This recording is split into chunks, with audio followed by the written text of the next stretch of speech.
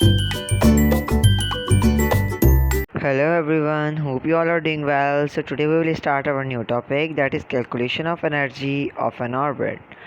So हमें जैसे कि मालूम है कि calculation of energy of N orbit जो है उसके अंदर हमारे पास टू थिंग्स आती हैं। एक है काइनेटिक एनर्जी और दूसरी है पोटेंशियल एनर्जी। ठीक है, kinetic energy and potential energy. Kinetic energy जो पैदा होती है वो होती है by virtue of motion, potential energy by its position. अब जैसा कि एक हमारे पास ये न्यूक्लियस है, उसके साइड में इलेक्ट्रॉन घूम रहा है, वो एक मोशन में घूम रहा है, सो इस मीन उसके पास काइनेटिक एनर्जी है। और ये ऑर्बिट्स हैं उसकी साइड्स में, और 3 ऑर्बिट्स हैं हमारे पास, जहाँ ज़्यादा होंगी उसके वो भी ज़्यादा होंगे अगर हमारे पास, तो वो भी एक्सेप्टेबल है। और वो जिस पोजीशन पे होंगे वो हमारे पास पोटेंशियल एनर्जी होगी। अब यहाँ पर हमारे पास जो फॉर्मूला है फाइंड करने का टोटल एनर्जी वो है kinetic energy plus potential energy. तो हमारे पास यहाँ काइनेटिक एनर्जी का फॉर्मूला था, that is kinetic energy is equal to 1/2 mv²। और यहाँ पे हमारे पास पोटेंशियल एनर्जी थी directly proportional proton multiply by electron और inversely proportional its radius R. ये कैसे हुआ कि हमने प्रोटॉन को रिप्रेजेंट करवाया ZE से, और यहाँ पे हमारे पास ये इलेक्ट्रॉन था और उनके बीच में जो रेडियस था वो इन्वर्सली प्रोपोर्शनल था इन दोनों के। तो हमने ये वैल्यू यहाँ पुट कर दी। आफ्टर दैट ये जो है इज इक्वल टू के कांस्टेंट हो जाएगा। तो के कांस्टेंट की वैल्यू अगर हम पुट करेंगे और इससे मल्टीप्लाई करवा देंगे, इससे मल्टीप्लाई करवाने के बाद हम ये वैल्यू गेट अप कर लेंगे जो पोटेंशियल एनर्जी का फॉर्मूला होगा। और यहाँ पे हमने माइनस की साइन लगा दी। माइनस की साइन इसलिए लगाई कि जहाँ पर भी अट्रैक्शन ज़्यादा हो प्रोटॉन एंड इलेक्ट्रॉन की, वहाँ पे लो पोटेंशियल एनर्जी होती है और वहाँ पे हमेशा नेगेटिव साइन आती है। तो अब हम इसको डराइव करते हैं क्योंकि हमने इन दोनों के फार्मूलाज निकाल लिए हैं। अब हम इन दोनों फार्मूलाज को पुट करते हैं और इसको डराइव करते हैं। So let's move. यहाँ पे हमने काइनेटिक एनर्जी का फार्मूला पुट किया जो हमारे पास 1/2 mv², और यहाँ पे हमने पोटेंशियल एनर्जी का फार्मूला पुट किया और यहाँ प्लस की साइन थी हमारे पास फार्मूला वाली। अब प्लस माइनस आपस में हो गया माइनस और हमारे पास यहाँ माइनस की साइन आ गई। mv² का हमने वैल्यू निकाली और वो वैल्यू हमने पुट कर दी mv² की जगह।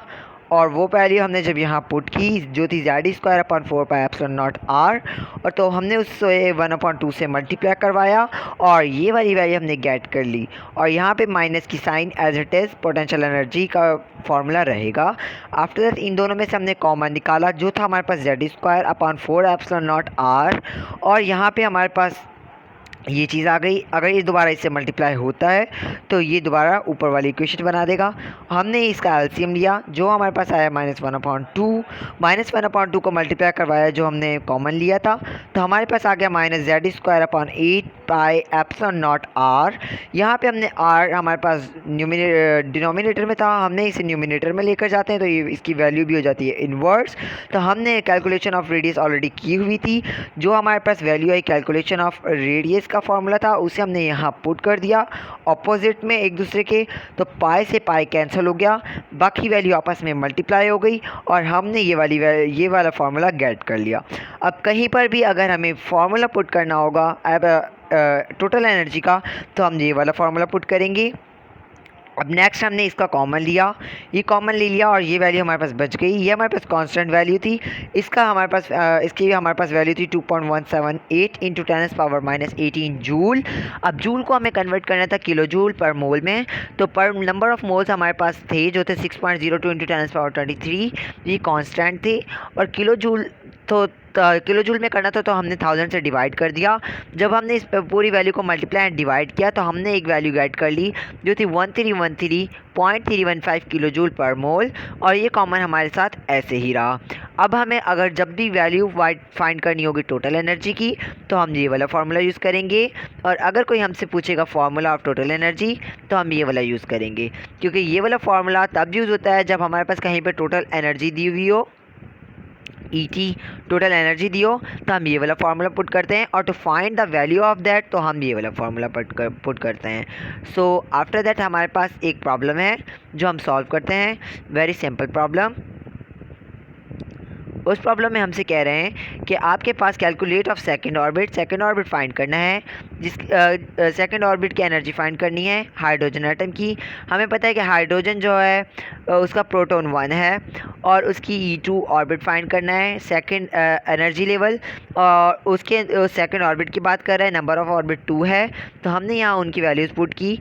यहाँ पे प्रोटॉन की 1 पुट किया, नंबर ऑफ ऑर्बिट हमारे पास 2 थे वो पुट किया, स्क्वायर में थे, 1 स्क्वायर सेम 1 रहेगा, जब वो इससे मल्टीप्लाई हुआ वैल्यू सेम रही। 2 2 2 का स्क्वायर 4 होता है, इन दोनों को जब डिवाइड करवाया तो हमारे पास आंसर आ गया 328.328775 किलो जूल पर मोल। इट मीन्स कि ये हमारे पास सेकंड ऑर्बिट की एनर्जी लेवल था, किसके? हाइड्रोजन का। Hope you understand today's lecture. Thank you so much for listening.